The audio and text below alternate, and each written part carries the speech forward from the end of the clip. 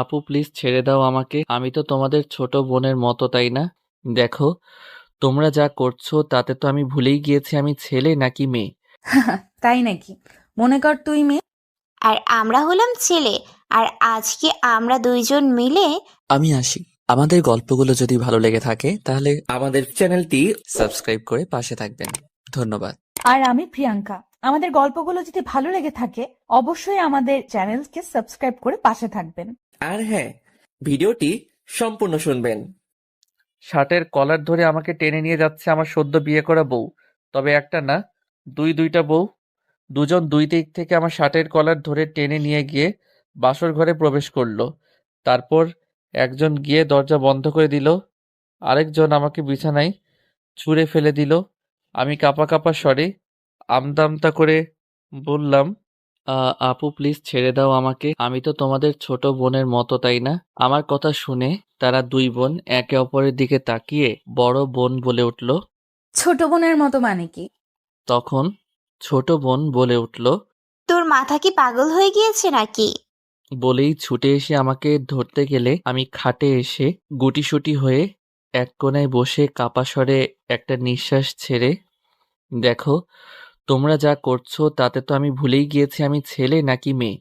তোমাদের দেখে মনে হচ্ছে তোমরা ছেলে আর আমি মেয়ে। আমার কথা শুনে দুইজনই ডেভিলদের মতো হু হু করে হেসে ওঠে। আর তাদের মধ্যে বড় বোন বলে। তাই নাকি? মনে কর তুই মেয়ে। তখন ছোট বোন বলে, আর আমরা হলাম ছেলে। আর আজকে আমরা দুইজন মিলে তোর সতীত্ব হরণ করব। ওদের কথা আর হাসি দেখে আমার গলা শুকিয়ে কাঠ হয়ে গেল। ওরা যেই আমাকে ধরে কিস করতে যাবে তখনই আমি বলে উঠি, আপু, আমি পানি খাবো। দুইজনই একে অপরের দিকে তাকিয়ে একজন উঠে গিয়ে আমাকে পানি দেয়। আমি উঠে বসে পানি খেতে থাকি। পানি খাওয়া শেষ, ইচ্ছে করে নিজের গায়ে পানি ঢেলে দেই। তারপর ফ্রেশ হব বলে ওয়াশরুমে চলে যাই। এখন ফ্রেশ হতে হতে চলুন আপনাদেরকে কাহিনীটা কি তা বলি। আর আমি কে, আর এসব কি হচ্ছে তাও আপনাদেরকে বলি, কেমন? আমি মেহেদী হাসান। এইবার ইন্টার সেকেন্ড ইয়ারে পড়াশোনা করছি।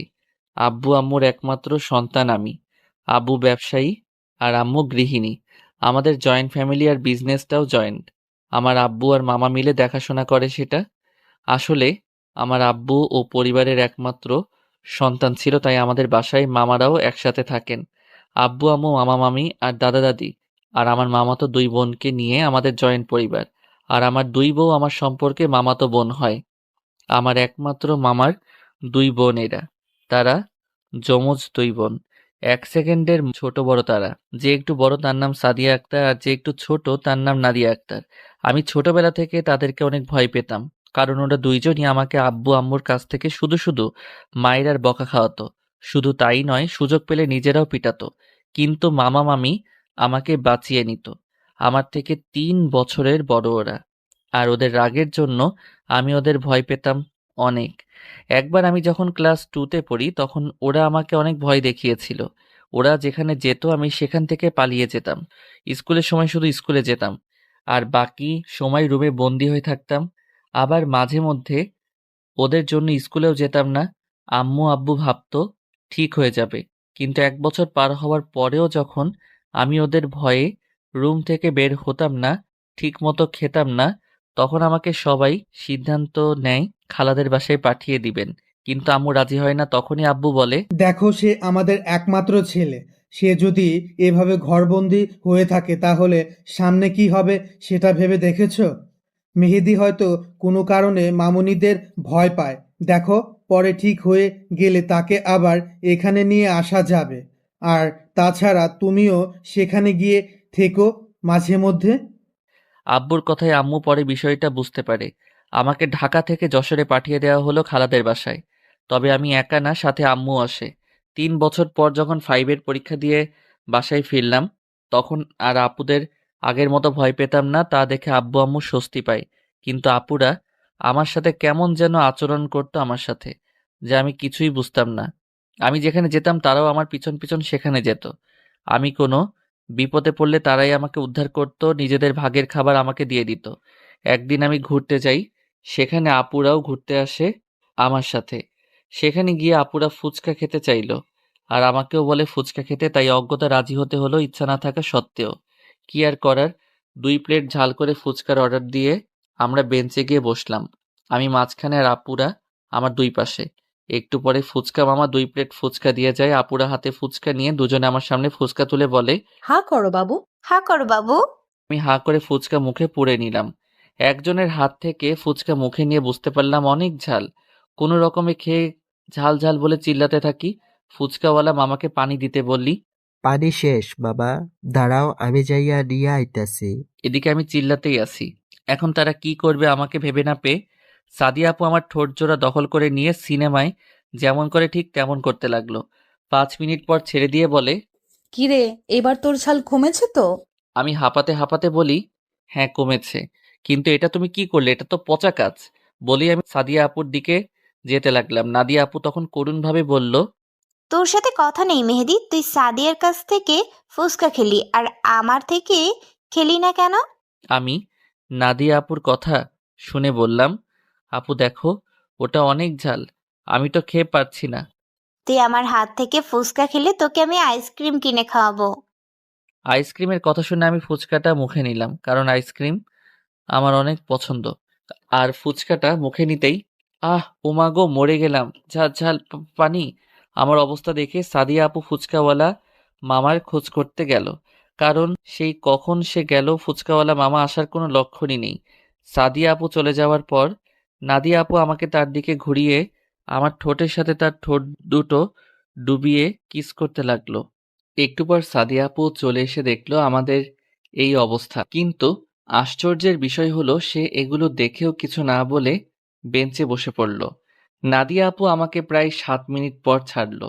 আমি হাঁপাতে হাঁপাতে বললাম, নাদিয়া আপু তুমিও পচা, তোমরা দুইজনে আমার সাথে এটা কি করলে? আমার ঠোঁট জ্বলছে। ঝাল কমেনি? আমি মাথা নাড়িয়ে হ্যাঁ বললাম। তখন ফুচকাওয়ালা মামা এলো একটা পানি ভর্তি কলসি নিয়ে।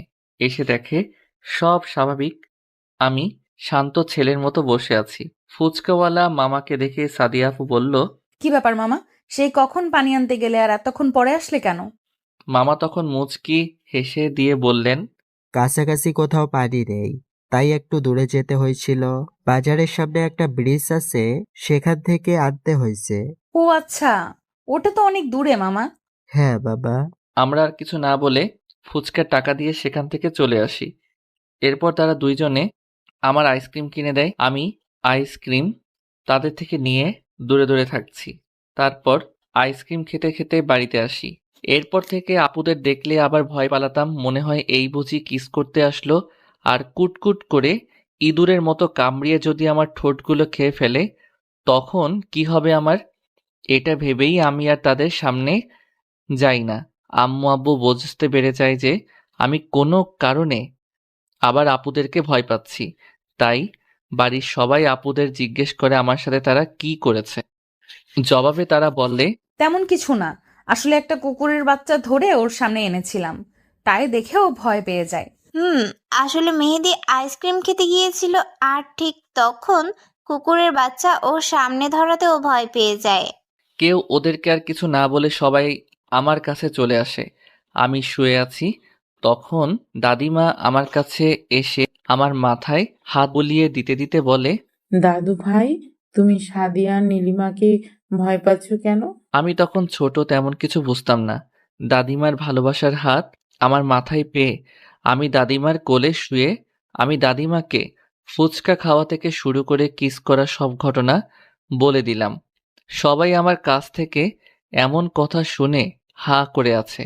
সবাই বেশ অবাক হয়ে গেছে, কেননা তাদের আদরের মেয়েগুলো তাদেরকে মিথ্যা কথা বলেছে। এত নিখুঁতভাবে তারা বলেছে যে কেউ ধরতেই পারেনি। দাদুভাই তো তাদের উপর ক্ষেপে গিয়েছে, তার চোখ মুখ তাই বলছে। কেউ কিছু না বলে সবাই বাহিরে চলে যায়। ড্রয়িং রুমে বসে তারা আলোচনা করলো। দাদিমা সাদিয়া আর নাদিয়াকে ডেকে আনলো। আপুরা ড্রয়িং রুমে প্রবেশ করলে দাদুভাই তাদের জিজ্ঞেস করে। মেহেদিকে কিস করছো কেন? আর আমাদেরকেই বা মিথ্যা কথা বললে কেন? তোমাদের এই শিক্ষা দিয়েছি আমরা? আপুরা কাউকে ভয় না পেলেও দাদুভাইকে অনেক ভয় পায়। তাই ভয়ে ভয়ে সাদিয়া আপু বলে, সরি দাদু ভাই, আসলে আমরা ভয় পেয়ে গিয়েছিলাম, তাই মিথ্যা বলেছি। আমাদের ক্ষমা করে দাও প্লিজ। তোমরা একজন না দুজনই একই কাজ কেন করলে? আমরা দুইজনই মেহেদিকে ভালোবেসে ফেলেছি দাদু ভাই। তোমরা এইটুকু মেয়ে ভালোবাসার কি বোঝো? আবেগের বশে এমন একটা কাজ করতে পারলে তোমরা কি করে? দাদু ভাই, আমাদের ভালোবাসা আবেগ না, আমরা সত্যি মেহেদিকে অনেক ভালোবাসি। ওকে আমরা না পেলে আমরা দুইজনের একজনও বাঁচবো না। তোমরা কি বলছো তা ভেবে বলছো তো? হ্যাঁ দাদু ভাই, আমরা ভেবে চিন্তেই বলছি। বেশ, তোমরা যখন ডিগ্রি ৩য় বর্ষে থাকবে তখনও যদি মেহেদীকে তোমরা চাও তাহলে তখনই মেহেদীর সাথে তোমাদের বিয়ে হবে। তোমাকে অসংখ্য ধন্যবাদ দাদু ভাই। তোমরা দুজনে পরে মানিয়ে নিতে পারবে তো? হ্যাঁ দাদু ভাই, আমরা মানিয়ে নিতে পারবো। ঠিক আছে, আমার আর কিছু বলার নেই। তবে তোমাদের কিছু বলার আছে? না বাবা, আমাদের আর কিছু বলার নেই। আপনার সিদ্ধান্তই আমাদের সিদ্ধান্ত। ঠিক আছে, তবে ততদিন ও মেহুর খালার বাসায় থাকবে। কেউ আর কিছু বলল না, কারণ দাদুভাইকে বাড়ির সবাই অনেক সম্মান করে। তাই তার সকল সিদ্ধান্তই সবাই মেনে চলে। আমাকে আবার খালাদের বাড়িতে পাঠানো হলো। আমি সেখানেই লেখাপড়া করতে লাগলাম। আমার সমবয়সী খালাতো ভাই ছিল একটা, তাই ভালোই সময় কাটতো আমার। তবে আপুদের কিস করার কথা এই হারামির সাথে শেয়ার করার পর থেকে ওই হারামি আমাকে ব্ল্যাকমেল করত। তাই আমি ওর উপরে রাগ করেছিলাম কিছুদিন। কিছুদিন পর থেকে আবার তার সাথে কথা বলতাম। কী বা করার থাকতো আমার, কারণ এখানে আমার এই একটাই জানের জান দোস্ত ছাড়া আর কেউ নেই। খালা খালু কখনোই আমাকে আব্বু আম্মুর অভাব বুঝতে দেয়নি। এখানে আমি তাদের আরেক সন্তান হয়ে আছি। খালাতো ভাইয়ের সাথে দুষ্টামি ফাইজলামি আর পড়াশোনা করে দিনগুলো ভালোই যাচ্ছিল। সাথে খালার আদর আর খালুর শাসন দেখতে দেখতে স্কুল জীবন শেষ হয়ে গেল আমার। এসএসসি পরীক্ষায় গোল্ডেন A+ পেয়েছি আমি। খালাদের বাড়িতে তো অনেক দিন কাটালাম, তাই সিদ্ধান্ত নিলাম বাকি পড়াশোনা বাড়িতে গিয়েই শেষ করব। কেউ আর না করলো না, কারণ এখন আমি অনেক বড় হয়ে গিয়েছি, নিজের ভালো মন্দ বুঝতে শিখেছি। তাই বাড়িতে চলে আসলাম। বাড়িতে এসে আব্বুকে নিয়ে ভর্তি হয়ে আসলাম আমাদের বাড়ির সবচেয়ে কাছের কলেজে। এরপর আবার বাড়িতে চলে আসলাম। বাড়িতে এসেই ডাকিনীদের সামনে পড়লাম, মানে আপুদের সামনে। কিন্তু আমি কাউকে চিনতে পারিনি। প্রথমে একজনকে দেখেছিলাম সেজন্য, পরে আরেকজনকে দেখে চিনতে পারলাম। আপুরা অনেক সুন্দরী হয়েছে আগের চেয়েও, তাই নাই চাইতেও ক্রাশ খেলাম। আজকে আমি প্রথম কলেজে যাচ্ছি। নতুন কলেজ, কেমন যেন লাগছে। আনন্দ, ভয়, টেনশন সব মিলিয়ে একটা মিশ্রিত অনুভূতি হচ্ছে আমার মধ্যে। আমি যে কলেজে ভর্তি হয়েছি সেই কলেজে আপুরাও পড়াশোনা করে, কিন্তু সেটা আমি জানতাম না। প্রথম দিন কলেজে গিয়েই আমি তো অবাক হয়ে গিয়েছি, কারণ আপুরা একটা ছেলেকে ধরে উত্তম মধ্যম কেলাচ্ছে। ছেলেটার নাক মুখ দিয়ে রক্ত বের হচ্ছে, তবুও তাদের একটুও দয়া মায়া হচ্ছে না। আমার মায়া হচ্ছে ছেলেটার প্রতি, আবার ভয়ও করছে আপুদের দিকে তাকিয়ে। জানের ভয় কান্ডা করে বলেন তো?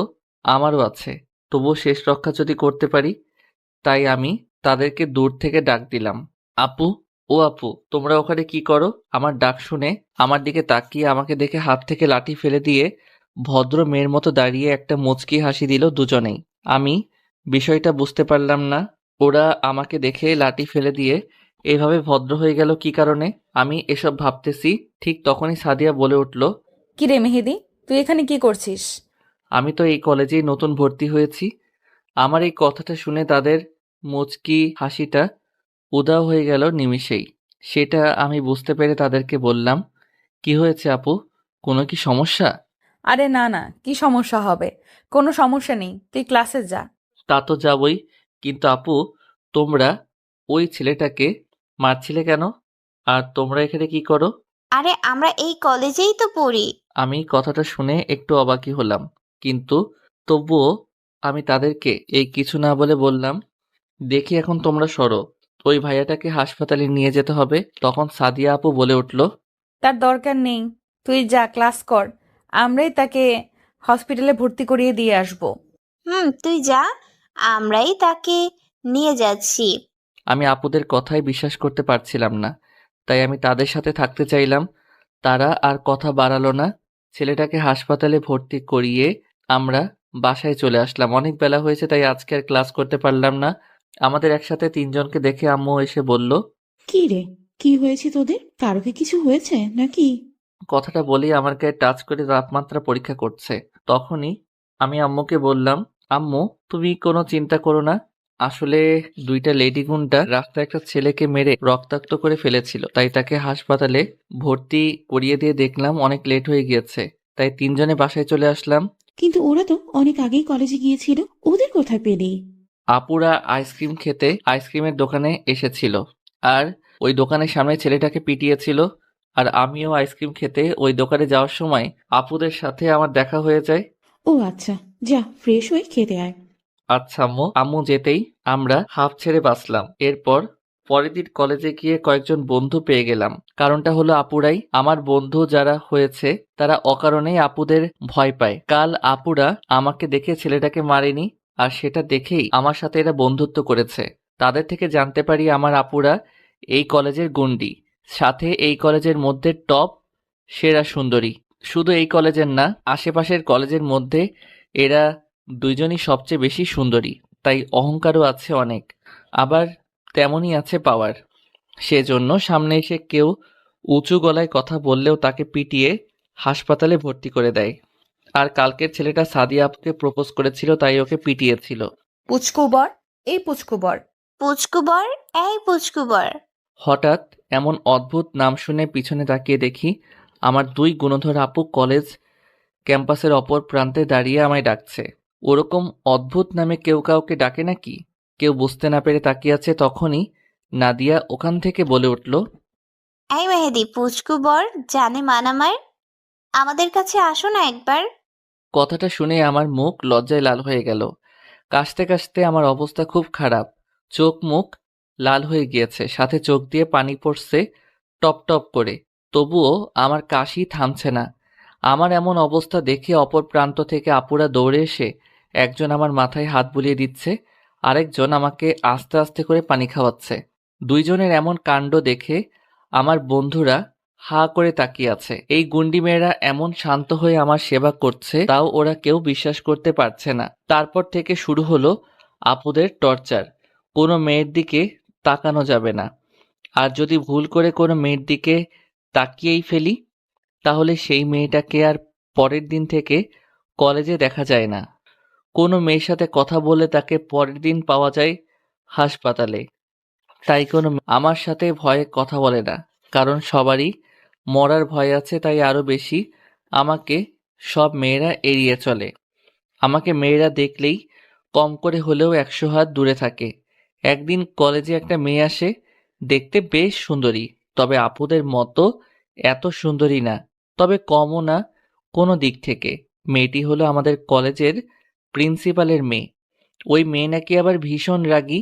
স্বয়ং প্রিন্সিপাল স্যারও নাকি তার মেয়েকে দেখে ভয় পায়। বলা ভালো, এই কলেজের প্রতিষ্ঠাতাদের মধ্যে আমার আব্বু ও মামার সাথে প্রিন্সিপাল স্যারের ভাগও আছে।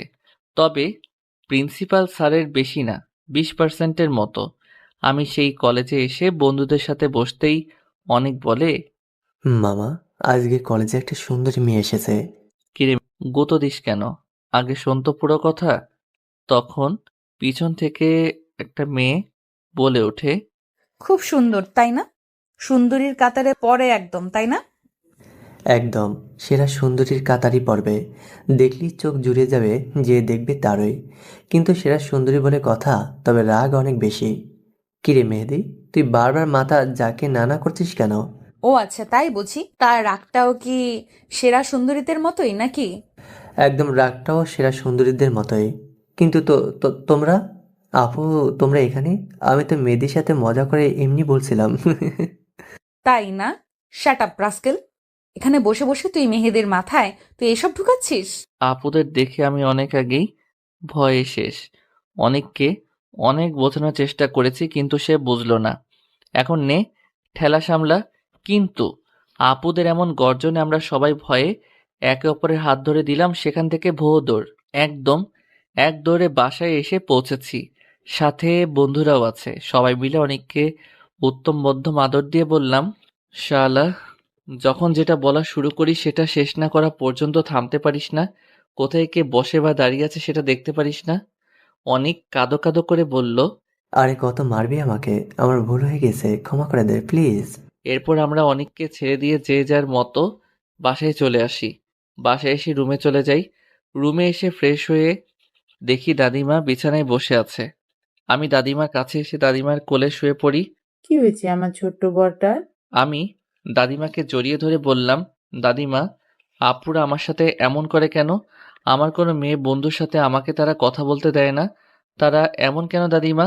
দাদিমা কিছুক্ষণ চুপ থেকে বলে, দেখো, তুমি তো এখনো ছোট, তাই তারা চায় না তুমি কোনো ভুল পথে চলে যাও, আর সেই জন্য তোমাকে কোনো মেয়ের সাথে মিশতে দিচ্ছে না, বুঝলে? তা ঠিক আছে, কিন্তু তারা আমাকে পুচকু বর বলে কেন ডাকে সবার সামনে? দাদিমা কি বলবে ভেবে পায় না। পিছন থেকে দাদুভাই বলে, কিরে, তুই আমার বউয়ের কোলে শুয়ে আছিস কেন? আমি আরো ভালো করে শুয়ে দাদিমাকে জড়িয়ে ধরে বলি, তোমার একার বউ নাকি? এটা তো আমারও বউ। কেন সেটা তুমি জানো না নাকি? এটা শুনে দাদুভাই দাদিমাকে উদ্দেশ্য করে বলে। কি গো, তুমি আমাকে না বলে আরেকটা বিয়ে করে নিলে? তখন দাদিমাকে কিছু বলতে না দিয়ে আমি বলে উঠি, আরে দাদুভাই, বিয়ে করেছি তো কি হয়েছে? এখনো তো বাসর করিনি। এখন তোমার পারমিশন নিয়ে ভাবছি বাসরটাও সেরে ফেলবো। আমার কথা শুনে দাদুভাই রাগী রাগী ভাব নিয়ে বলে, কি বললি শয়তান? দাঁড়া, করাচ্ছি তোকে, আমার বউয়ের সাথে বাসর করাচ্ছি। আমাকে আর পাইকে জাপাং করে উঠে সাপাং করে দিলাম এক দৌড়। এক দৌড়ে বাড়ির বাইরে। দাদু ভাইকে সবাই ভয় পেলেও আমি ভয় পাই না, কারণ দাদুভাইকে আমি অনেক ভালোবাসি, আর দাদুভাইও সেম, তাই ভয়টা আর কাজ করে না। এদিকে আমি চলে আসার পর দাদিমা দাদুভাইকে বলছে, আর কতদিন মেহেদির কাছ থেকে এভাবে লুকাবে? ওরও তো একটা মতবাদ আছে, তাই না? তুমি মানুষ চিনতে ভুল করছো। মেহেদি একদম তোমার মতোই হয়েছে। বড়রা যা বলবে ও সেটাই করবে। আমি জানি মেহেদি পানির মতো স্বচ্ছ, ওর পবিত্র মনে কোনো কাদা নেই, কিন্তু ওর সেই মনে যদি কখনো কাউকে জায়গা দিয়ে ফেলে, তখন তো সাদি আর নাদিয়াকে মেনে নিতে পারবে না। মেহেদি উম, ধুকে ধুকে বেঁচে থেকেও দিনের পর মরবেও। পিছন থেকে সাদিয়া বলে উঠল, আমরা দুই বোন থাকতে এমন হতে দেব না কখনোই দাদিমা, এই বিশ্বাসটুকু রাখতে পারো। হ্যাঁ দাদিমা, ওকে আমরা আজ থেকে ভালোবাসছি না, 6 বছর ধরে তিলে তিলে ওকে আমরা ভালোবেসে যাচ্ছি। আমি জানি তোমাদের ভালোবাসা খাঁটি, কিন্তু মন যে শুনে না কোনো বারণ। তাই মেহেন্দিকে দেখে রেখো, কারণ এখন মেহেদির উঠতি বয়স। প্রেম ভালোবাসা করতে তো চাইবেই, তাই সাবধানে থেকো। হ্যাঁ, আর মেহেদিকে এখন কিছু বলো না, কারণ আমরা চাই না মেহেদি সিক্রেট করুক। ঠিক আছে দাদু ভাই, আমরা কিছু বলবো না। আচ্ছা দাদু ভাই, দাদিমা, আমরা আসি তাহলে এখন। হঠাৎ করে অনেক জ্বর অনুভব করছি আমি, কিন্তু তবুও ঘুম থেকে উঠে ফ্রেশ হয়ে কলেজে যাওয়ার জন্য রেডি হচ্ছি। প্রথম ইয়ারের ফাইনাল পরীক্ষার আর মাত্র 2 মাস বাকি। রেডি হয়ে নিচে এসে দেখি বাড়ির সবাই আছে, সাথে অনিকও আছে। অনিক আর আমাদের বাড়িটা পাশাপাশি, তাই অনিক মাঝে মধ্যে আমাদের বাড়িতে আসে, আর আমিও ওদের ওখানে যাই। নিচে এসে খেতে বসি সবার সাথে, কিন্তু খাবার মুখে দিতেই পেটের ভিতরে কেমন যেন মোচড় দিয়ে সব বেরিয়ে আসতে চাইছে, তাই মুখ চেপে বেসিংয়ে এসে সব বের করে দিলাম। পেটে কিছু নেই বলে তেমন কিছু বের হয়নি। আপুরা আমার এমন অবস্থা দেখে দৌড়ে আমার কাছে চলে আসে, দুজনেরই হাতে পানির গ্লাস। আমি তা দেখে ওখানেই ওদেরকে রেখে চলে গেলাম খাবার টেবিলে, কারণ আমি মুখ পরিষ্কার করে নিয়েছি। খাবার টেবিলে বসতেই অনেক বলে উঠল, কিরে, তুই আবার কার সাথে আকাম কুকাম করে ধরা খাইলে? এরপর আমি অনেকের কথায় অবাক হয়ে বললাম, মানে? সবাই জানার আগ্রহ নিয়ে তাকিয়ে আছে অনেকের দিকে, আপুরাও তাকিয়ে আছে। এরপর অনেক বলে, আচ্ছা, আমি কি চোর নাকি যে সবাই এমনভাবে আমার দিকে তাকিয়ে আছো? বাচ্চা ছেলের ওপরে এভাবে তাকালে তো স্টক করে উপরে টিকিট কনফার্ম করে আসবে। অনেকের কথায় সবাই ওর দিকে থেকে মুখ ফিরিয়ে যে যার মতো করে খেতে লাগলো। তারপর আবার অনেক বলে উঠল, কিরে, কার বাচ্চা তোর পেটে? কার সাথে আকাম কুকাম করে পেটে বাচ্চা বাঁধালি? অনেকের কথা শুনে সবার খাওয়া অফ হয়ে গেল, আর সাদিয়া আপু তখন জুস মুখে দিয়েছিল। অনেকের কথায় তার হেঁচকি উঠে গেল। আমি অবাক হয়ে অনিককে বললাম, তুই কি বলছিস এগুলো? কি বলবো আর, যেভাবে মেয়ে মানুষের মতো মুখে হাত চেপে ধরে দৌড়ে ওয়াশরুমে গেলি, আবার বমিও করলে, এখন তোর ওপর তো আমারও সন্দেহ হচ্ছে ভাই। অনিকের কথার বিষয়টা বুঝতে পেরে সবাই হেসে দিল। আমি উঠে গিয়ে অনিককে মারতে লাগলাম। 2-3টা মাইর দেওয়ার পর অনিক আমার হাত ধরে ফেললো। আমার হাত ধরতেই অনিক বুঝে যায় আমার শরীরের তাপমাত্রা অনেক বেশি। সে আমাকে ধরে এক জায়গায় বসিয়ে আমাকে জিজ্ঞেস করার আগেই আমি অজ্ঞান হয়ে পড়ি। চেয়ার থেকে ধরে আমাকে অনেক বাঁচায় পড়ে যাওয়ার হাত থেকে। আমার এমন অবস্থা দেখে সবাই খাবার ছেড়ে দৌড়ে আসে আমার কাছে। আপুরা এসে আমাকে ধরে বুঝতে পারে আমার অনেক জ্বর এসেছে। তখন আপুরা কান্না শুরু করে দেয় আর এটা দেখে অনেক টাসকি খেয়ে যায়। তখন অনেক বলে, এটা ওকে দেখার বাকি ছিল। হায় মোর খোদা, কি দিন আইলো গো। অনিকের কথায় কারো কোনো খেয়াল নেই। সবাই আমাকে নিয়ে ব্যস্ত। ধরাধরি করে সবাই আমাকে আমার রুমে নিয়ে এলো। দাদুভাই ডাক্তারকে ফোন দিয়ে আসতে বলল। একটু পর ডাক্তার চলে আসলো। ডাক্তার এসে আমাকে চেক আপ করে 2টা ইঞ্জেকশন আর কিছু ওষুধ লিখে দিয়ে চলে যায়। আর যাওয়ার আগে বলে যান, রাতের আগে জ্ঞান ফিরবে না। আমাকে ঘুমের ইঞ্জেকশন দেওয়া হয়েছে, তবে আস্তে আস্তে জ্বর কমে যাবে। খুবই ভালো হবে যদি আমার মাথায় জলপট্টি দেওয়া হয় আর হাতে পায়ে তেল মালিশ করে দিলে আর পারলে স্যুপ বানিয়ে খাইয়ে দিলে ঘুমের মাঝে, তাহলে অনেক উপকার হবে রোগীর জন্য। এগুলো বলে ডাক্তার চলে গেল। কথাটা শুনে আপুরা দুজনে কিচেনে চলে যায়। একজনের হাতে পানি আর কাপড় আর অন্যজনের হাত গরম করা তেল। দুজনেই আমার পাশে এসে বসে আমার শরীরের উপর মোটা একটা কম্বল দিয়ে দিল। তারপর একজন জলপট্টি দিয়ে দিচ্ছে, আরেকজন হাতে পায়ে তেল মালিশ করে দিচ্ছে। এটা দেখে সবাই বাহিরে চলে যায়। অনেক মনে মনে বলে। দাল মে কুছ কালা হে। এরপর অনেকে ওদের বাড়িতে চলে যায়। দুপুরে আমার শরীর থেকে কম্বলের নিচ দিয়ে আমার শরীরের সব জামা কাপড় খুলে দিয়ে একজনে কাপড় দিয়ে গা মুছে দিল। আরেকজন স্যুপ বানিয়ে নিয়ে এসে আমার মাথা তার কোলের মধ্যে উঁচু করে রেখে দিয়ে স্যুপ খাইয়ে দিচ্ছে। স্যুপ খাওয়া শেষ হলে একজন আমার কাছে সাথে থাকে, আরেকজন অনেকের বাসায় গিয়ে অনেককে ডেকে আনে। অনেক কিছু না বলে চলে আসে। এসে দেখে আমি ঘুমিয়ে আছি, সাথে আমার পাশে আমার হাত ধরে বসে আছে নাদিয়া আপু। তখন অনেক বলে, আমাকে কেন ডেকে আনলেন আপু? তুই মেহেদির পোশাকগুলো পরিয়ে দে তো। কথাটা শুনে অনেক বলে, কেন, ও কি পোশাক ছাড়াই ঘুমিয়ে আছে নাকি? হ্যাঁ, আমরা ওর পোশাকগুলো খুলে ওর গাটা মুছিয়ে দিয়েছি। তখন অনেক চোখ বড় বড় করে দুজনের দিকে তাকিয়ে বলে, নাউজুবিল্লাহ নাউজুবিল্লাহ, একটা বাচ্চা ছেলেকে এভাবে অচেতন অবস্থায় পেয়ে আপনারা দুজন ছেলেটার ইজ্জত হরণ করতে পারলেন? এই, তুই কোনো কিছু না জেনেই এমনভাবে চেঁচামেচি করছিস কেন? না মানে, তোমরা যেভাবে বললে তাই ভাবলাম বাচ্চা ছেলেটার আজ বুঝি সব গেছে। হয়েছে, আর বোঝা লাগবে না তোর। আমরা বাইরে যাচ্ছি, তুই মেহেদিকে পোশাকগুলো পরিয়ে দে। বলেই আলমারি থেকে একটা টি শার্ট আর একটা ট্রাউজার বের করে দিয়ে তারা চলে গেল বাহিরে। অনেক আর কি, সে তার মতো কাজ করা শুরু করে দিল। কম্বলটা সরিয়ে আমার দিকে তাকিয়ে হেসে দিল আর মনে মনে বলল, মাইয়া মানুষ না দেখি বোঝে বেশি। কারণ আমার পরনে তখনও একটা মিনি প্যান্ট পরানো ছিল, যা আপুরা জানে না। জ্বরের ইঞ্জেকশনের সাথে ঘুমের ইঞ্জেকশন ছিল বিধায় এক ঘুমে রাত 10টা বাজলো। রাত 10টার পর আমার ঘুম ভাঙলো। ঘুম থেকে সজাগ হয়ে দেখি পুরো রুম ঘুটঘুটে অন্ধকার। বিছানা ছেড়ে উঠতে গেলে বুকটা খুব ভারী ভারী লাগলো। কি ব্যাপারে এত ভারী ভারী লাগছে কেন? আমাকে কি কেউ কিডন্যাপ করে আনলো নাকি? আবার উঠার চেষ্টা করলাম কিন্তু পারছি না। তখন ভাবলাম আমাকে হয়তো কেউ সত্যি সত্যি কিডন্যাপ করেছে, না হলে এভাবে অন্ধকারের মধ্যে আমাকে বেঁধে রাখবে কেন? কথাটা ভেবেই জোরে চিৎকার করতে থাকি আমি, বাঁচাও বাঁচাও বাঁচাও বলে। আমার চিৎকার শুনে সবাই আমার রুমে চলে আসে। আপুরা উঠে তাড়াতাড়ি রুমের লাইট অন করে দেয়। ইতিমধ্যেই আমার রুমে সবাই এসে উপস্থিত হয়ে গিয়েছে। আমি তা দেখে পুরাই অবাক হয়ে গিয়েছি। আমি তার মানে নিজের রুমেই ছিলাম, তাহলে আমি তখন বিছানা থেকে উঠতে পারলাম না কেন? এদিকে দুই দিক থেকে দুই আপু বলল, কি হয়েছে মেহেদি তোর? তুই ওভাবে চিৎকার করলি কেন রে? কিছু দেখে কি ভয় পেয়েছিস? আমার এসব কথা শুনতে ভালো লাগছিল না, তাই আমি বলে উঠি, এই পেতনিরা চুপ থাকো তো। আর আমি একটু আগে বিছানা ছেড়ে উঠতে পারছিলাম না কেন? আর আলো দেওয়ার সাথে সাথেই বিছানা ছেড়ে উঠতে পারলাম কিভাবে? আমার কথা শুনে আপুরা বুঝে যায় বিষয়টা কি ঘটেছিল। সবাই উৎসুক হয়ে তাকিয়ে আছে কি হয়েছে তা জানার জন্য।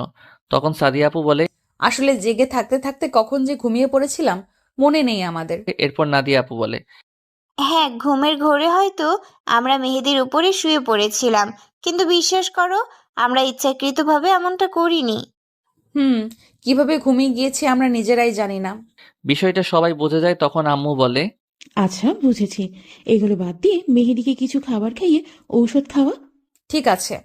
বলেই সাদিয়া আপু চলে গেল কিচেনে। আমি কিছু না বুঝে সবাইকে বললাম, আমি তো কিছু বুঝিনি, কেউ আমাকে কিছু বোঝাও। তুই অসুস্থ মেহেদি, তাই এত কথা বলিস না।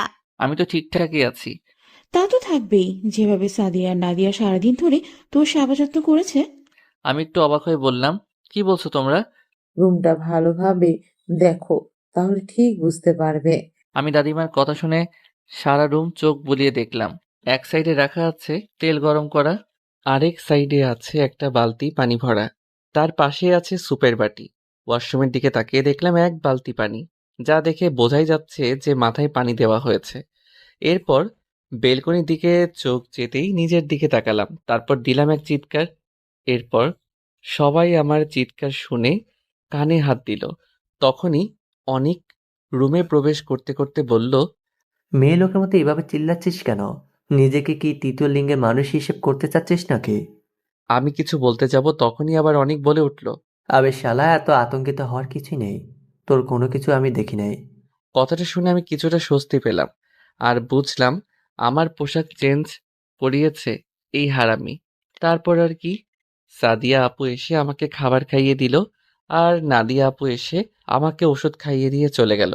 আর ঠিক করা হলো অনিক আজকে আমার সাথে ঘুমাবে, রাতে যদি আবার আমার জ্বর আসে। তাই শুয়ে আছি আমি আর অনিক। তখন অনিক বলে উঠল, দোস্ত, ডালমে কুছ গড়বড় হে। কেমন? আমি সঠিক জানি না, তবে 99.9% শিওর যে তোর মামাতো দুই বোনই তোকে ভালোবাসে। দূর, এটা হতে পারে না। যদি হয়, আমি শিওর এমন হতেই পারে না। তাহলে আমি যা বলবো তুই তাই করে দেখ। কি করতে হবে আমাকে? সামনে পরীক্ষা, তাই এখন কিচ্ছু করতে হবে না, তবে তবে কি? পরীক্ষা পর করতে হবে। কিন্তু কি করব সেটা তো বলবি। আগে বল, যা বলবো তা করতে পারবি তো? করব, বল। প্রমিস? প্রমিস। এইবার বল।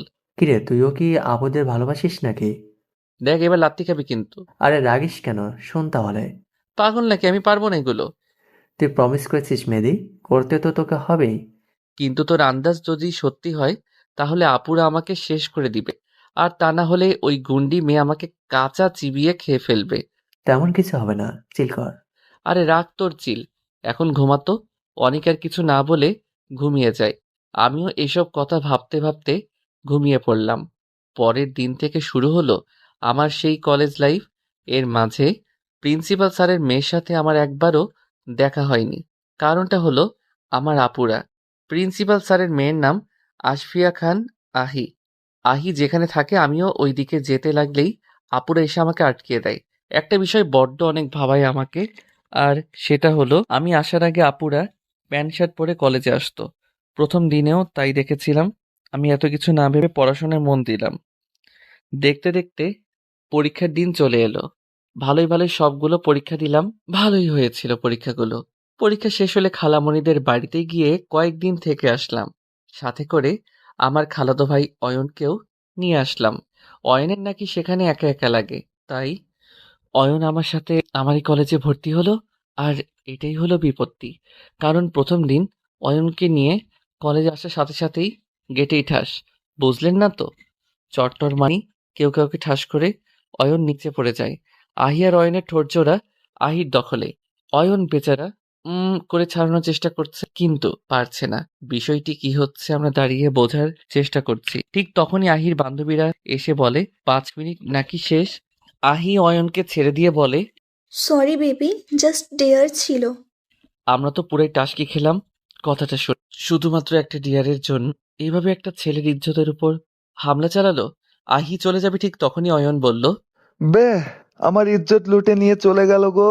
কেউ ধরো রে, আমার ইজ্জত লুট করেছে। এই মেয়েকে আমি জেলের বাট খাওয়ামু। কথাটা শুনে আহি অয়নের কাছে এসে অয়নকে বলে, এভাবে কান্না করে নিজেকে গে প্রমাণ করতে চাচ্ছিস নাকি? চারিদিকে সবাই দেখছে, একটা কিসের জন্য ছেলে হয়ে কান্না করাটা মানায় না। বাসায় গিয়ে ওটা কেটে ফেলো কেমন? আহির এমন কথায় অয়ন কান্না থামিয়ে চুপ হয়ে যায়, আর আমি টাসকি খেয়ে যাই পুরাই। আমি অনিক আর অয়ন কাছাকাছি ছিলাম বিধায় সব কথাই শুনতে পেয়েছিলাম। আহি চলে যেতেই আমি বললাম, মামা এটা মাইয়া না অন্য কিছু? পুরাই আগুন। তখন পিছন থেকে আমার কান টেনে পেতনি বলে ওঠে, পুরাই আগুন, তাই না? ওদের এখানে এখন কোনোভাবে আশা করিনি, তাই ভয়ে ভয়ে বললাম, আপু আসলে তুমি যা ভাবছো তেমন কিছু না। পাশ থেকে আরেক পেতনি আমার আরেক কান টেনে ধরে বলে, কি ভাবছিস আর কিনা ক্লাসে না গিয়ে এসব করে বেড়াচ্ছিস? দুই পেতনির একই কাহিনী। অয়ন এদিক থেকে আপুদের বলে উঠল, আমার ইজ্জতটা লুটে নিয়ে চলে গেল, তাহলে আগুন নয় তো কি হবে? আর আমি তো কিছুই করলাম না, সব তো ওই মায়াটাই করলো। অয়নের কথায় আপুরা আমার কানটা ছেড়ে দিল। আমি কান ছাড়া পেয়ে দুই হাতে দুই কান নাড়াতে লাগলাম। এরপর আমি বললাম, আজকে আমি নিরীহ অবলা ছেলে বলে মারলে তো? আচ্ছা ঠিক আছে, বাড়িতে গিয়ে আমি আমার বউ আর সতীনের কাছে বিচার দিব। আমার কথা শুনে আপুরা দুজনে আমার দিকে কেমন করে যেন তাকালো। তারপর বলল, বউ তো দাদিমা। হ্যাঁ তাহলে সতীনটাকে? দাদু ভাই। এই কথা শুনে তারা আমার দিকে সরু দৃষ্টিতে তাকিয়ে থাকলো কিছুক্ষণ, কিন্তু কিছু বলল না। আমি কান নেড়ে যাচ্ছি, এখনো অনেক ব্যথা করছে। অনেক জোরেই ধরেছিল মনে হয়, রেগেছিল হয়তো অনেক, কিন্তু আমি রাগার মতো কি এমন কাজ করেছি? এদিকে আপুরা অয়নের কাছ থেকে সবটা শুনে হেসে দেয়। জীবনে প্রথম আমি আপুদের হাসতে দেখলাম। হাসলেও আপুদের সেই রকম লাগে, মনে হয় একই মেয়ে ডাবল পার্ট। চলাচল, পছন্দ, খাওয়া, মারামারি, ঝগড়া, হাসি কান্না সব একই রকম, শুধু দুইটি শরীর, এইটুকুই পার্থক্য এদের মাঝে খুঁজে পাই আমি। আচমকা এক ভয়ানক কাজ করে ফেলি আমি। ওদের গালের মধ্যে যে টোল আছে, সেই টোলের গর্তে আমার দুই হাতে দুই আঙুল দিয়ে স্পর্শ করি, আর সাথে সাথেই ওদের হাসি বন্ধ হয়ে গেল। আমি যে এমন কিছু একটা করব তা আমি নিজেও কল্পনা করতে পারিনি। আপুদের দিকে তাকিয়ে দেখি দুজনেই লজ্জাবতী গাছের ন্যায় নুয়ে আছে। আমরা তো পুরাই হা, এটাই দেখার বাকি ছিল। আমরা তো ভাবলাম আমার গালে দুইটা চড় পড়বে, কিন্তু এটা কি হলো? কেন কি জানি, দুজন দুই গালে চুমু দিল। কি কপাল রে ভাই তোর। আব্বে শালা চুপ কর। কই ভাবলাম চড় থাপ্পড় দিবে, কিন্তু চুমু দিল দুইটা। দুইজনে কেন? আমার মোটো ঠোঁটে পড়েনি তো। তুই জানিস না? ওহো, আমি তো ভুলে গিয়েছিলাম, সরি জান। এই এক মিনিট, তোদের মধ্যে গে কোনটা? গে মানে কি? গে মানে হলো গে। গে না হলে একটা ছেলে আরেকটা ছেলেকে জান বলে নাকি? হারামি, তোকে তো আজ বলেই আমি আর অয়ন মিলে অনিককে তাড়া করতে লাগলাম। এরপর কিন্তু ধরতে পারলাম না অনিককে। হাঁপিয়ে গিয়ে আমি আর অয়ন বটগাছটার নিচে বসলাম। একটু পরে অনিকও চলে আসলো, আর ওকে হাতের কাছে পেতেই পিটানি শুরু। আজকে প্রথম ক্লাসে স্যার আসতে পারিনি কোনো একটা কাজে, তাই আমরা বসে আছি। একটু পর অনিক আমাকে বলল, কি রে, মনে আছে তো? কি মনে থাকবে? সারা ভুলে গেলি পরীক্ষা করার কথা? ও কিন্তু ভাই, আমার না ভয় করছে অনেক। তুই দেখলি না সামান্য আগুন বলাতে কিভাবে আমার কান দুটোকে কি সুন্দর করে যত্ন সহকারে আদর করলো। ওটা দেখলে তো আমাকে 100 হাত মাটির নিচে পুঁতে রাখবে। আরে তোরা কি নিয়ে আলোচনা করছিস, আমাকেও একটু বল। আমি অয়নকে সবটা খুলে বললাম। সব শুনে অয়ন বলল, ভালোই তো আন্দাজ ঠিক হলো, একটার সাথে আরেকটা ফ্রিতে পাবি। কি কপাল মাইরি, তোর কপালের সাথে আয় আমার কপালটা ঘষে নেই। বলেই অয়ন আমার কপালের সাথে ওর কপাল ঘষাতে আসতেই দিলাম এক লাথি। ও মা গো, মইরা গেলাম রে বাবা। শালা হারামি, দেখে শুনে লাথি মারবি তো। যেই জায়গায় লাথি দিলি, আমার যদি বাচ্চা না হয় তাহলে সব দোষ তোর। দেখ আরেকটা খাবি কিন্তু। হারামি, আমি ওখানে মারছি নাকি? ও, এখনো মরিসনি বুঝি? তাহলে ঠিক আছে। আমার আর অয়নের কাণ্ড দেখে অনেক মাথায় হাত দিয়ে বসে আছে। কপাল চাপড়াতে চাপড়াতে বলল, ভাই আসলে তোরা কোন জাতের প্রাণী? কেন উগান্ডা? কি রে, তুই কি সত্যি সত্যি উগান্ডা থেকে এসেছিস নাকি? কি জানি, তুই তো ছোটবেলা থেকে আমাকে বলে আসছিস আমি নাকি উগান্ডা থেকে এসেছি, তাই এটাই বলে দিলাম। কি রে ভাই, তোর নিজের জাতটা কি তুই সেটাই জানিস না? না রে, আব্বুর কাছ থেকেও শোনা হয় নাই। এইবার গিয়ে শুনে আসবো নে যে কোন জাতের বীজ থেকে এসেছি। দেশি আর হাইব্রিড মিক্সেস করে দিয়েছিল মনে হয়, না হলে এরকম দেখতে হয় না তো। কি? চিল্লাস কেন? অয়ন তো ঠিক কথাই বলছে। ভাই আমাকে মাফ কর, আমি আর কোনো কথাই বলবো না। কেন বলবি না? এমনিতেই। আচ্ছা বাদ দে, ওই যে দেখ ফুলওয়ালা মামা তাজা তাজা ফুল নিয়ে আমাদের দিকে আসে। আমাদের জন্য গেটের বাইরে তাকিয়ে দেখি সত্যি ভ্যান ভর্তি অনেক ফুল নিয়ে ফুলওয়ালা মামা দাঁড়িয়ে আছে। অনেক দৌড়ে গিয়ে সেখান থেকে একগুচ্ছ গোলাপ ফুল এনে আমাকে দিল। আপুরা আর আহি একই ক্লাসে পড়ে, কিন্তু ডিপার্টমেন্ট আলাদা। আহি আগে হোস্টেলে থাকতো, কিন্তু স্যার অসুস্থ হওয়ার পর এখানে চলে এসেছে। আপুরা ক্লাস থেকে বের হওয়ার আগেই আহি ক্লাস থেকে বের হয়ে গেল। আমি আহিকে পেছন থেকে ডাক দিলাম, এই যে আহি। আমাকে বলছো? জি হ্যাঁ, এখানে তুমি ছাড়া আর কেউ আছে নাকি? ও না, তা তো নেই। তোমাকে কিছু বলার ছিল। আহির গরনে প্যান্ট আর শার্ট। আহি প্যান্টের পকেটে হাত রেখে স্টাইল করে দাঁড়িয়ে বলল, হ্যাঁ বলো, কি বলবা? আগে বলো রাগ করবে না বা মারবে না। তেমন কিছু হলে তো অবশ্যই রাগ করবো এবং পেটাবো। তাহলে থাক, আর বলবো না। আচ্ছা ঠিক আছে, বলো কি বলবা। আগে আই প্রমিস আমি রাগ করবো না। আহি কথাটা শেষ করা মাত্র আমি ওর সামনে বসে ফুলের তোড়াটা হাতসহ পিছন থেকে সামনে ধরে বললাম, আমার ফুটবল আর ক্রিকেট দলের আম্মু হবা। আহি কিছু বলবে তার আগে একটা বোম ফাটলো। আপু লাগছে, প্লিজ ছাড়ো। ছাড়ার জন্য ধরেছি নাকি কুত্তা? তুই কোন সাহসে এই মেয়েকে প্রপোজ করলি বল? আপু লাগছে, প্লিজ ছাড়ো বলে আমাকে টেনে হিঁচড়ে বাসায় নিয়ে আসলো। দাদু ভাই, ও দাদু ভাই। দাদিমা গো, তাড়াতাড়ি এসো তোমরা। আমাদের যে কপাল পুরো পুড়ে গিয়েছে। আর কোথায় লুকিয়ে আছো তোমরা? আম্মু, আব্বু, বড় মা, বড় আব্বু, দাদু ভাই, দাদিমা, তোমরা সবাই কোথায় গেলে? আরে কি হয়েছে, এভাবে চিল্লাচিল্লি শুরু করে দিলি কেন? সাদিয়া আর নাদিয়া আপু আম্মুকে দেখে কান্না শুরু করে দিল। তখন দাদিমা বের হয়ে এসে আমাকে দেখে। এ কি দাদু ভাই, কি হয়েছে তোর? আর এই তোরা কান্না থামা আর বল, আমার ছোট্ট বড়টার এই অবস্থা কে করলো? তখন সাদিয়া আপু বলা শুরু করলো, আমরা ক্লাস হতে বের হয়ে দেখি মেহেদি প্রিন্সিপালের মেয়ে আহিকে প্রপোজ করেছে, কিন্তু কি বলেছে তা বুঝিনি। আমরা একটু সামনে যেতেই শুনতে পাই মেহেদি বলে, আমার ক্রিকেট আর ফুটবল দলের আম্মু হবে। ও হয়তো একসেপ্ট করে নিত, কারণ তার ঠোঁটে মিষ্টি হাসি দেখেছিলাম আমরা। তাই আমরা দৌড়ে গিয়ে মেহেদির কান ধরে টেনে তুলি, দুইজন দুই পাশ থেকে। তারপর চুল ধরে টানাটানি করি আর বলি, ওই তুই ওকে প্রপোজ করলি কোন সাহসে? বল, আর কখনো কোনো মেয়েকে প্রপোজ করবি? আমি কাকে প্রপোজ করব কি করব না সেটা কি তোমাদের থেকে শুনতে হবে নাকি? ভুলে যেও না আপু, এখন আমি যথেষ্ট বড় হয়েছি। কি বললি তুই? আর একটা বার বল। লাগছে কিন্তু আপু, ছাড়ো বলছি। ছাড়বো তো বটেই, তার আগে তুই আরেকবার ওই কথাটা বল। তারপর আর কি, সব তো আপনারা জানেনই। দাদুভাই সবটা শুনে বলল, যাও, এখন তোমরা তিনজন রুমে গিয়ে ফ্রেশ হয়ে নাও। আমরা বড়রা সবাই মিলে এখন আলোচনা করব। আমি আর আপুরা যে যার রুমে চলে আসলাম। অয়ন আর অনিক আমার সাথে আসতে লাগলে ওদের আটকিয়ে আসল বিষয়টা জানতে চাইলো দাদুভাই। তখনই অনিক সবকিছু বলে দেয়। দাদুভাই সবটা শুনে মৃদু স্বরে আব্বুর উদ্দেশ্যে বলে, শোনো, নাতির বিয়ের আয়োজন করো। আজকে মেহেদির সাথে সাদিয়া আর নাদিয়ার বিয়ে দেব। কিন্তু বাবা, একদিনে এত কিছু কিভাবে সম্ভব? তাও আবার একসাথে তিনটা সন্তানের বিয়ে। একটু ঝাঁকঝমক না করলে লোকে কি বলবে? তখনই সেখানে প্রিন্সিপাল স্যার, তার বউ ও আহি উপস্থিত হয়।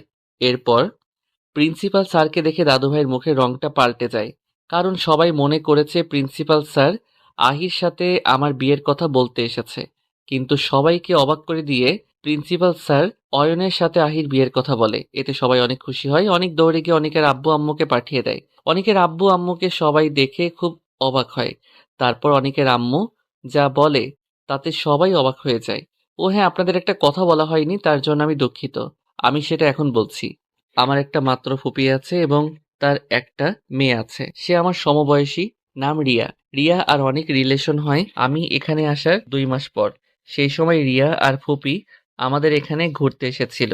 তারপর অনেকের সাথে রিয়ার কথা হয়, এরপর বন্ধুত্ব, আর বন্ধুত্ব থেকে ভালোবাসা। ফুপা ফুপিকে ফোন করে তাদের মতামত নিয়ে বিয়ে ঠিক করে দাদুভাই। 1 মাস পর বিয়ের ডেট ঠিক হলো। এই 1 মাসে আমি আপুদের থেকে দূরে দূরে থেকেছি। শপিংয়ে গিয়েও দূরে দূরে লুকিয়ে থেকেছি। আর আমাকে সাহায্য করেছে আহি আপু আর রিয়া। আপুরা সবটা জেনে খুশি হলেও আমাকে একটা শিক্ষা দিতে চায়, আর সেটা বিয়ের রাতে বাসর ঘরে দিবে। তাই আর আমাকে এখন জ্বালাচ্ছে না। আজকে বিয়ের দিন, আমি অনিক আর অয়ন বরের সাজে আর ওদিকে সাদিয়া, নাদিয়া, আহি আর রিয়া কনের সাজে। একসাথে যমজ মামাতো দুই বোনকে বিয়ে করলাম আমি। বিয়ের সময় আহি আর রিয়া কান্না করলেও আপুদের মুখে ছিল চমৎকার হাসি, যে হাসিটা মুক্ত ঝরে চিকচিক করছে। আর সেই মুক্ত ঝরা হাসির চিকচিক আলোয় আলোকিত হয়ে আপুদের বিশ্ব সুন্দরীদের মতো লাগছে। আহি আর রিয়ার আবদারে একটা পুরো রিসোর্ট বুকিং করে, আর আলাদা 3টা রুম খুব সুন্দর করে সাজানো হয়। আমি বাসর ঘরে না গিয়ে অন্য একটা রুমের খাটের নিচে গিয়ে লুকিয়ে আছি। আপুরা আমাকে অনেক খুঁজেও পাচ্ছে না। শেষমেশ অয়ন, অনেক, আহিয়া, রিয়া সবাইকে বলে আমাকে খোঁজা শুরু করে। সবাই সব রুমে খুঁজছে, কিন্তু আমাকে কেউ খুঁজে পাচ্ছে না। লাস্ট একটা রুম খোঁজা বাকি আছে, তাও সেটা মাঝখানে। সবাই সেই রুমে আসতে চাইলে আপুরা সবাইকে বাসর করতে পাঠিয়ে দেয়, কারণ তারা অনেকটা কষ্ট করেছে, এতে অনেকটা সময় নষ্ট হয়েছে, তাই ওরা চলে যায় ওদের রুমে। আপুরা এদিকে ওদিকে তাকিয়ে 2টা লাঠি পায়, সেটা হাতে নিয়ে দুজনে রুমে প্রবেশ করে। আলো জ্বালিয়েও আমাকে কোথাও খুঁজে পাচ্ছে না। আমি নেই ভেবে চলে যেতে গেলে কি মনে করে দুজনে এসে খাটের নিচে উকি দেয়, আর আমাকে দেখতে পায়। আমার এই অবস্থা দেখে তাদের অনেক হাসি পাচ্ছে, কিন্তু তারা না হেসে আমার পায়ে ধরে টেনে আমাকে খাটের নিচ থেকে বাহিরে বের করে তো তারা পুরাই অবাক হয়ে যায়, কারণ আমি তখন ঘুমিয়ে গিয়েছিলাম। পরে ভালো করে দেখে বোঝা যায় আমি নাটক করছি। তখন দুজনে লাঠি দিয়ে 2টা বাড়ি দিল। আমি চিৎকার করে উঠি, তবে খুব একটা জোরে লাগেনি। আমার চিৎকার শুনে আপুরা ভয় পেয়ে যায়। আমার কাছে আপুরা আসতে চাইলে তখনই আমি দৌড় দিতে চাইলাম, কিন্তু দুজনে 2 হাত দিয়ে টান দিয়ে ধরে আমাকে দেয়ালের সাথে চেপে ধরে। আমার বুকটা কেমন যেন ধুকপুক করছে। অদ্ভুত এক অনুভূতি হচ্ছে, যা ভীষণ সুন্দর মনে হচ্ছে আমার কাছে। তারপর আর কি, শার্টের কলার ধরে আমাকে নিয়ে আসলো বাসর ঘরে। এরপর কি হয়েছে বাকিটা তো আপনারাই সব জানেন। হঠাৎ ওয়াশরুমের দরজায় বিকট শব্দ হওয়ায় আমি কেঁপে উঠি। হাত ঘড়ির দিকে তাকিয়ে দেখি রাত 2টা বাজে। আমি তো ওয়াশরুমে 12:45-এ এসেছিলাম, তাই এত হাই পাওয়ার হয়ে গিয়েছে রমণীরা। দেখলেনই তো। আপনাদেরকে ঘটনাটা বলতে গিয়ে আমার উপরে পেটনি 2টা খেপে গিয়েছে। এখন কি করব আপনারাই একটা উপায় বলে দিন জানা থাকলে। আমি এসব ভাবতে ভাবতে আবার দরজায় ধাক্কা। মেহেদি দরজা খোল, দরজা ভেঙে ফেলবো কিন্তু। আমি ভয়ে ভয়ে দরজাটা খুলে দিলাম, আর দরজা খুলেই তো আমি অবাক, কারণ দুজনে বিয়ের শাড়ি বাদ দিয়ে নীল সিল্কের শাড়ি পরেছে। আমার হাতে একটা নীল পাঞ্জাবি আর পায়জামা দিয়ে 10 মিনিটের মধ্যে আসতে বলল। আমি ওয়াশরুম থেকে রেডি হয়ে বাইরে এসে দেখি রুমটা আগের থেকেও আরো সুন্দর করে সাজানো হয়েছে। পুরো রুমটা জুড়ে নীল আর আকাশি রং। এই রং আমার খুবই প্রিয়। আমি সামনে যেতেই গোলাপ ফুলের গুচ্ছ নিয়ে দুজনে আমার সামনে হাঁটু গেড়ে বসে পড়ল। আমাকে তোমার ফুটবল দলের আম্মু বানাবে? আর আমাকে তোমার ক্রিকেট দলের আম্মু বানাবে? আমি দুজনের হাত থেকে ফুলের গুচ্ছ নিয়ে সেটার ঘ্রাণ শুকে এরপর টেবিলে রেখে দিলাম। এরপর পকেট থেকে দাদিমার দেওয়া চুড়িগুলো বের করে 2 বউয়ের হাতে পরিয়ে দিলাম, আর দাদুর দেওয়া 2টি আংটি বের করে ওদেরকে পরিয়ে দিয়ে নিচে বসলাম। পায়ে হাত দিতে যাব, তখন ওরা দুজন পা উপরে তুলে না করলো। পরে আমার সাথে না পেরে পা সামনে বাড়িয়ে দিল। দুজনের পায়ে নীল পাথরের একটা করে পায়েল পরিয়ে দিয়ে দুজনের পায়ে একটা করে কিস করলাম। দুজনেই শিউরে উঠল। এরপর আমরা 3 জনের নামাজ পড়ে নিলাম। আমাদের ভবিষ্যৎ যেন সুখের হয় সেজন্য দোয়া করলাম। নামাজ পড়া শেষ করে উঠতেই দুজনে আমাকে নিয়ে বিছানায় শুয়ে আমাকে কিস করতে লাগ। আমার সারা শরীর কেমন কেমন যেন শিউরে উঠল। ওদের ছোট ছোট কিসে আমি যেন বারবার ঘায়েল হয়ে যাচ্ছিলাম। সহ্য করতে না পেরে আমি আপুদের বললাম, আপু, আমার না খুব ক্ষুধা পেয়েছে। আমার কথা শুনে দুজনে উঠে বসে। এরপর সবকিছু ঠিকঠাক করে নেয়। তারপর একে অপরকে দেখে মুচকি হাসি দিল। এরপর দুজনে 2 পাশ থেকে 2 গ্লাস দুধ বের করে আমাকে খেতে বলল। আমি দুটো গ্লাসের অর্ধেক করে খেয়ে বাকিটা ওদেরকে খেতে বললাম। ওরাও খেয়ে নিল কিছু না বলে। তারপর আবার শুরু হলো আমার উপর ওদের অত্যাচার। একজন গলায় কিস করলে আরেকজন করে বুকে, একজন পেটে কিস করলে তো আরেকজন করে নাভিতে, একজন ঠোঁট জোড়া দখল করলে তো আরেকজন আমার পুরো শরীর ঘায়েল করে দেয় কিস করতে করতে। কেমন দম বন্ধ করা এক অনুভূতি। ইস, আমার সহ্য হচ্ছে না একদম। কেমন যেন সারা শরীরে কারেন্টের মতো একটু পরপর ঝাটকা খাচ্ছি। আমি আর সইতে না পেরে আপুদের বললাম, আপু, ও আপু, আমি না হিসু করতে যাব। আমার কথা শুনে ওরা দুজনে কাঁদো কাঁদো হয়ে আমার দিকে তাকিয়ে থাকে। আমার তা দেখে অনেক খারাপ লাগে। ওরা কিছু না বলে উঠে সরে যায়। আমিও ওয়াশরুমে চলে যাই। কিছুক্ষণ পর এসে দেখি আপুরা শুয়ে পড়েছে। এক সাইডে মাঝে একটা কোলবালিশ রেখে অপর পাশে জায়গা রাখা হয়েছে। বুঝলাম ওরা অনেক কষ্ট পেয়েছে, কিন্তু আমিও তো ওদের ভালোবাসি। প্রথমবার ওরা যখন বাসায় আসে সেই তখন থেকেই কি আর করার, বউদের রাগালে রাগ ভাঙাতে হবে। আমি ওদের কাছে গিয়ে দুজনের কোমরে হাত দিয়ে স্লাইড করতে থাকি। আমার হাত সরাতে চাইলে উপরে উঠে নাভির কাছে স্লাইড করতে থাকি। ওরা আর বাধা দিতে পারল না। আমি আমি একজনের গলায় মুখ ডুবিয়ে কিস করতে থাকি, আর আরেকজন আমার সারা শরীরে কিস করতে থাকলো। একজনকে কিস করে ভরিয়ে দিতে থাকলাম, আর আরেকজনকে স্লাইড করে পাগল করে দিলাম। তারপর চলে যাই এক অজানা সুখের ভেলায়, যাকে বলা হয় জান্নাতি সুখ, প্রেমময় সুখ। সকালবেলা উঠে দেখি আমার বউগুলো আমার আগে উঠে গিয়েছে। একজন আয়নার সামনে সাজুগুজু করছে আর অন্যজন শাওয়ার নিচ্ছে। আমি সেটা দেখে আয়নার সামনে গিয়ে ওর পিছন থেকে জড়িয়ে ধরে ওর গলায় মুখ ডুবিয়ে দিলাম। ভয়েস শুনে বুঝতে পারলাম এটা সাদিয়া, তাই আরো গভীরভাবে জড়িয়ে ছোট্ট একটা বাইট দিলাম। এরপর তা দেখে সাদিয়া বলল, এই দুষ্টু কি করছো? সাদিয়া চুপ থাকো, আমার বউকে আমি আদর করছি, তুমি এর ভিতরে কথা বলছো কেন? কথাটা শুনে সাদিয়া তো পুরাই অবাক, কারণ ওদেরকে পিছন থেকে আজ পর্যন্ত কেউ চিনতে পারেনি তাদের ভয়েস শুনে, কারণ ওদের দুজনের ভয়েসটা কিছুটা ডিফারেন্স। কিন্তু আমি কিভাবে সেটা বলে দিলাম তা দেখেই সাদিয়া অবাক হয়ে গিয়েছে। সাদিয়াকে এমন ভাবান্তর দেখে আমি তাকে আরো গভীরে গিয়ে কিস করতে লাগলাম। সাদিয়া একটু পরপর কেঁপে কেঁপে ওঠে। আমি বুঝলাম বেশি সময় ধরে দুষ্টুমি করা যাবে না, তাই একটা জোরে বাইট দিয়ে বেলকনিতে চলে আসলাম। এদিকে সাদিয়া আমাকে বকছে, কিন্তু আমি কিছু শুনতে পাচ্ছি না, কারণ সে বিড়বিড় করে বকছে আমায়। কামড়টা একটু জোরেই দিয়েছিলাম তো তাই। নাদিয়া ওয়াশরুম থেকে বেরিয়ে আসে, মাথার চুলগুলো টাওয়েলটা দিয়ে নাড়াতে নাড়াতে। এরপর সে বেলকনিতে আসতে থাকে, তা দেখে সাদিয়া বলে, যা যা বুঝবি ঠালা, আর ভাগ্য ভালো হলে বেঁচে যাবি। মানে? সাদিয়ার কিছু বলছে না, শুধু মিটমিট করে হেসে যাচ্ছে। এরপর নাদিয়া কিছু না বুঝে বেলকনিতে চলে আসে। আমাকে দেখে বেলকনিতে দাঁড়িয়ে থাকতে দেখে একটু অবাক হয়, কিন্তু কিছু বলছে না। নাদিয়া তার মতো নিজের কাজ করতে থাকে। আমি নাদিয়ার দিকে তাকিয়ে দেখি নাদিয়াকে অনেক গর্জিয়াস লাগছে। আমি এক পা করে ওর দিকে এগিয়ে এসে পিছন দিক থেকে জড়িয়ে ধরে গলায় মুখ ডুবিয়ে কিস করতে থাকলাম, আর পেটে স্লাইড করতে থাকি। নাদিয়া জমে ঠান্ডা হয়ে গিয়েছে, কেমন অদ্ভুতভাবে কাঁপছে, তা দেখে মৃদু হাসলাম আমি। নাদিয়া এখন বুঝতে পেরেছে সাদিয়া তখন ওকে কেন ও কথা বলেছিল, আর কেনই বা হেসেছিল। আমি আরো গভীরভাবে জড়িয়ে নাদিয়াকে কিস করতে থাকলাম। এরপর নাদিয়া বলে উঠল, প্লিজ মেহেদি ছাড়ো। ছাড়বো বলে তো ধরিনি নাদিয়া। নাদিয়াও বেশ অবাক হয়ে গিয়েছে। আমি এই সুযোগে ওকে আরো গভীরে কিস করতে লাগলাম। ও একটু পর পর কেঁপে কেঁপে উঠল, তাই নাদিয়াকেও সেম জায়গায় সেম ভাবে বাইট দিয়ে ছেড়ে দিলাম। এরপর চলে আসলাম ওয়াশরুমে। নাদিয়া বিড়বিড় করে বকছে আর কামড়ের জায়গায় হাত রেখে ভিতরে চলে আসলো। এরপর সাদিয়ার কাছে এসে বসে পড়ল। এরপর দুইজন দুজনের দিকে তাকিয়ে দুজনেই হা হা করে হেসে দেয়। সবাই রেডি হয়ে সকালের নাস্তা খেয়ে যে যার বউ নিয়ে বাসায় চলে আসলাম। বাসায় এসে ফ্রেশ হয়ে রুমে এসে আমি তো অবাক। আমার রুমে তো কিছুই নেই, শুধু একটা খাট, পড়ার টেবিল আর আলমারি ছাড়া। বাইরে এসে আম্মুকে জিজ্ঞেস করতেই আম্মু বলে, তোর রুম এখন থেকে মাঝখানেরটা, ওখানে গিয়ে দেখ। কারণ কি আম্মু? কারণ হলো তোর রুমটা অনেক ছোট, তাই। ও আচ্ছা, বলেই আমি নতুন রুমে চলে আসলাম। রুমে এসেই তো আমি পুরাই অবাক। রুমটা অনেক সুন্দর করে সাজানো হয়েছে। বিশাল একটা খাট আর 3টা আলমারি, যার গায়ে নাম লেখা আছে কোনটাকে ব্যবহার করবে। একটা বিশাল বড় ড্রেসিং টেবিল, আরও নানান কিছু রাখা আছে রুমের মধ্যে। রুমটা ভালো করে দেখলাম, এটা সাউন্ড প্রুফ রুম। এই বাসায় সকল রুম সাউন্ড প্রুফ রুম, শুধু আমার আর নাদিয়ার রুম ছাড়া।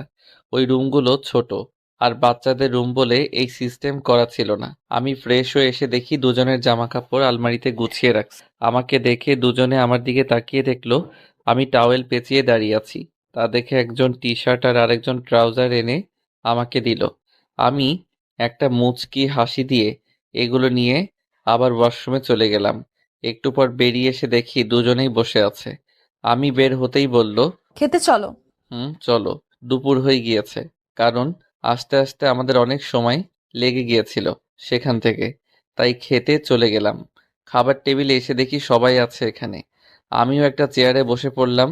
আমার দুই পাশে আমার দুই বউ বসে পড়ল। ওরা দুজনে দুজনের প্লেটে খাবার তুলে নিল, কিন্তু আমাকে দিল না। এটা দেখে আমি মনে অনেক কষ্ট পেলাম। ভাবলাম ওদের হয়তো অনেক ক্ষুধা পেয়েছে, তাই হয়তো আমাকে খাবার তুলে দেওয়ার কথা ওদের মনে ছিল না। কথাটা ভেবেই যেই খাবার নিতে যাব, তখনই সাদিয়া বলে উঠল, হা করো। আমি বুঝতে পারলাম এই জন্যই হয়তো আমার প্লেটে খাবার দেয়নি। আমি আর কোনো কথা না বলে খেয়ে নিলাম। দুপাশ থেকে দুই বউ খাইয়ে দিচ্ছে। আহ, বেশ মজাই লাগছে। এমন ভাগ্য কয়জনের কপালেই বা আছে। আমি তৃপ্তি সহকারে খাচ্ছি, তখনই তো কপাল দেখে আমার নিজেই খুব হিংসা হচ্ছে। কেন কেন? এই যে তোর দুই পাশে দুইটা সুন্দরী বউ তোকে খাবার খাইয়ে দিচ্ছে, আর আমাকে দেখ কি ফাটা কপাল। আরে বুড়ো, কি যে বলো! আমার 3টা বউ। একজন হয়তো অভিমান করে আছে তাই খাইয়ে দিচ্ছে না, না হলে সামনে থেকে আরেকটা সুন্দরী বউ খাইয়ে দিত। কথাটা শুনে দাদুভাই রাগী হওয়ার ভাব করে বলে, তোর দুইটা সুন্দরী বউ থাকতে আমার একটা সুন্দরী বউয়ের দিকে নজর দিস কেন রে? বারে, এটা তো আমার বড় বউ। বিয়ে করেছি সে অনেক বছর আগে, কিন্তু আফসোস এখনো পর্যন্ত বাসরটাই করতে পারলাম না। অনুমতি দাও না বুড়ো, শুভ কাজটা শেষ করে ফেলি। তবে রে দাঁড়া তুই। আমাকে আর পায় কে? খাওয়া তো অনেক আগেই শেষ হয়ে গিয়েছে, তাই এক দৌড়ে রুমে চলে আসলাম। রুমে এসে শুয়ে পড়লাম। উদ্দেশ্য, ভান করে ঘুমিয়ে পড়ব। কিছুক্ষণ পর আমার 2টা বউ রুমে চলে এলো। দরজাটা লক করে আমার দুই পাশে দুইজন শুয়ে আমার বুকে মাথা রাখলো। এ শোনো না। হুম, বলো, শুনছি। তুমি কি আমাকে ভালোবাসো? তোমাদের কি মনে হয় ভালোবাসি নাকি বাসি না? মনে তো হচ্ছে ভালোই বাসো। আমি সাদিয়া আর নাদিয়ার ঠোঁটে ছোট্ট করে একটা কিস করে বললাম, হ্যাঁ গো পাখিরা, আমিও তোমাদের অনেক ভালোবাসি। সত্যি? হ্যাঁ বউ, সত্যি। ওরা খুশিতে গদগদ হয়ে আমাকে শক্ত করে জড়িয়ে ধরে। আমার বুকে দুজনে ছোট্ট একটা কিস করে আবার চুপটি করে শুয়ে পড়ল। এইভাবে আনন্দ, দুষ্টুমি, হাসি কান্নায় চলতে থাকলো আমাদের জীবন। সাদিয়া আর নাদিয়া কখনোই ঝগড়া করে না, আর যদিও তেমন কিছু হয় তাহলে তারা নিজেরাই তার সমাধান করে ফেলে, না হলে মানিয়ে নিয়ে চলে। আপনারা সবাই দোয়া করবেন এভাবে মিলে মিশে যেন সারাটি জীবন কাটাতে পারি আমরা। প্রতিদিন ভালোবাসার নতুন নতুন গল্প পেতে চ্যানেলটি সাবস্ক্রাইব করে পাশে থাকা বেল বাটনে ক্লিক করুন।